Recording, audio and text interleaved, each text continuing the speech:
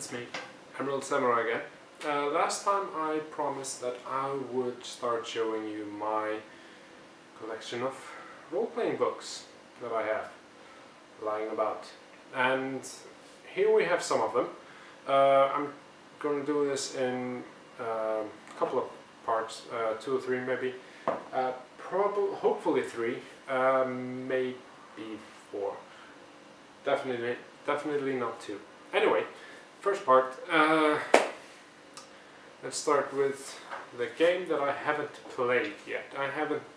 This is Houses of the Blooded. It's here, written by John Wick, who also wrote Legend of the Five Rings and 7th Sea. It's both Legend of the Five Rings and 7th Sea are great games. I haven't played 7th Sea actually, but I've heard great things about it. Legend of the Five Rings I have played, but only the 4th edition, and I checked the book. I could not find John Wick's name in that edition, so I don't know, maybe it wasn't part of that edition, but probably early editions anyway. Yeah, I haven't played that Houses of the Blood. It's interesting setting. I haven't actually finished reading the book, and I've had it for a good while now, so I am not sure really how the game is played. But it seems to be more of a intrigue kind of game, where with backstabbing and romances and stuff like that. Probably good to check out one of these days. The next one I want to show you is this one, Burning Wheel by Luke Crane. Luke Crane actually inspired me to try make my own games, because he did everything himself, with help from friends, I'm sure, but he printed the books even. He wrote the game, he designed the mechanics, playtested, printed everything he did himself. It's a good game. It uses a bunch of d6. You roll them and hopefully get, I can't remember how it works really. I think it is, if every 6 that you get, every die that shows a 6, like this one, counts as a hero, or I can't remember what it's called in the book. It's been a while since I played it. But you collect as many dice as turn up as you can that turn up 6, and then there are abilities that allow you to use lower results, so 5 and 6, and then 4, 5, and 6, if I remember correctly.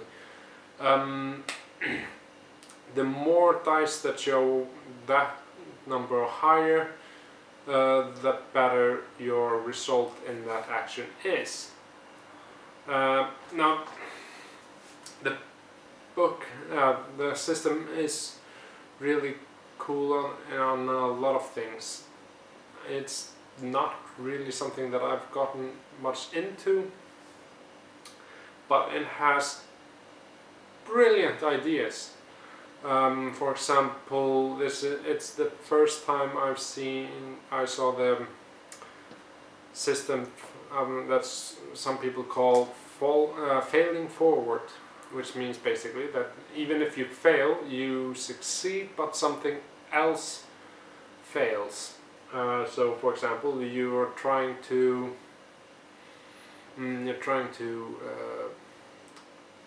pick a lock without anyone noticing. If you fail the action, you can still unlock the door or whatever it is, but it's not unnoticed.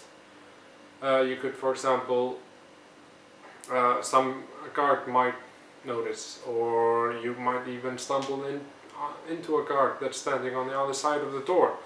It's a really cool idea.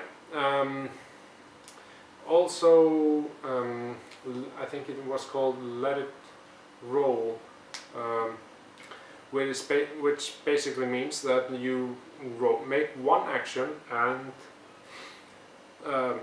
one roll for that action, and that that number of success that you achieved remains until the situation changes into something that would fail. The example that they make is that you are tracking someone, make a roll, and you find the tracks in the mud, and you can track that you can track that person until well, you get out of the mud and onto a street in where your success is just not enough to keep following that person. It has a lot of good ideas, great ideas even, but it's not really something that I've gotten into playing much, unfortunately. Next are my two favorite games, or well, technically, Exalted. This is second edition. They just released third edition, and it's awesome book. The third edition. Second edition, not as great, honestly. Exalted is a very cinematic game. In some aspects it focuses on cinematic combat, but it feels like they changed it up a bit for third edition. Scion is another great game that I have. I think all the books for Scion. This is the first one, and we have this one, and then that one, and this one, and that one, and this one much later. Scion is basically a game where you play the offsprings of the old gods, like the Norse gods, the Greek gods, Hindu, Japanese, and just many gods. It's published by, I think at this point, White Wolf, and Onyx Path has taken over distribution, right? I think. I can't remember the details it uses, but as White Wolf games do, it uses D10. Here, if you can see this. And it works in many ways similar to Burning Wheel. You roll a number of dice, and each die that shows 7 or higher counts as a success, and the more successes you get, the better your success is. And in this system, when you roll a 10 or 0 on the die, it counts as 2 successes. The problem I've had with Exalted and second edition, and that is, and Scion, is that, well, the combat system is, well, it's supposed to be very fluid and cinematic, and that is true, but it takes a long time to get through. And Scion is possibly even worse mechanical wise, because it's just a mess. It's all over the books. There's a core mechanic that should have been in the first book that isn't mentioned until the second or third book, and so on. And you can see that when you start with the first book, they have this idea of epic attributes, which grant automatic successes. Even if you don't roll any other success, you still have the epic attributes to help you out. In some cases, there are exceptions, and there's a system to how many bonus successes you get for each rank in your epic attribute. Now the epic attributes reach a level rank 10, and by the time you have epic strength 10, you get, I think, 46 bonus successes. Most rolls deal with, most mortals would only deal with 1 to 10 successes at most. So by the time you get to 46, you basically, well, I don't really know what. We never played it that far. But the good thing about, for some reason, Scion is extremely fun, which it's surprising because the system is a mess. But it's the only game that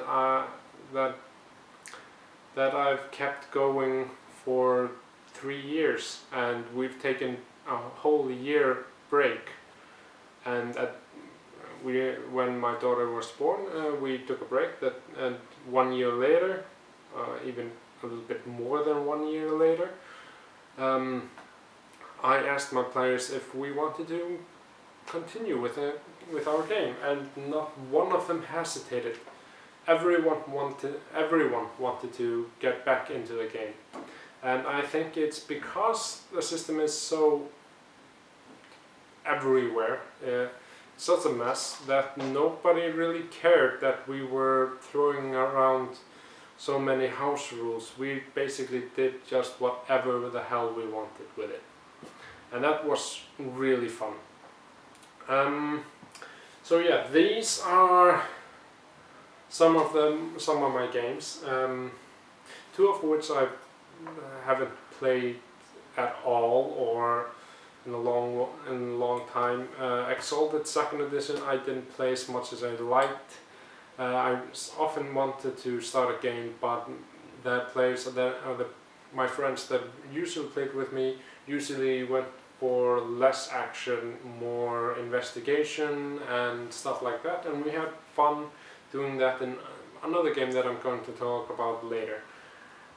Scion, of course, is what we have been playing for the last 3 years, but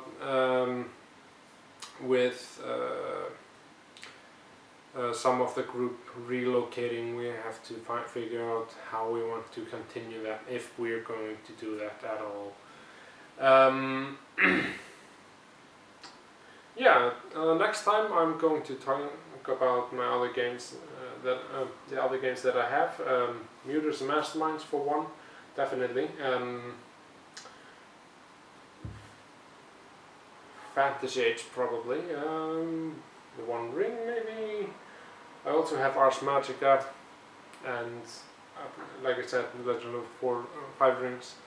I'm going to talk about something fun next time. So yeah, I'll see you next time.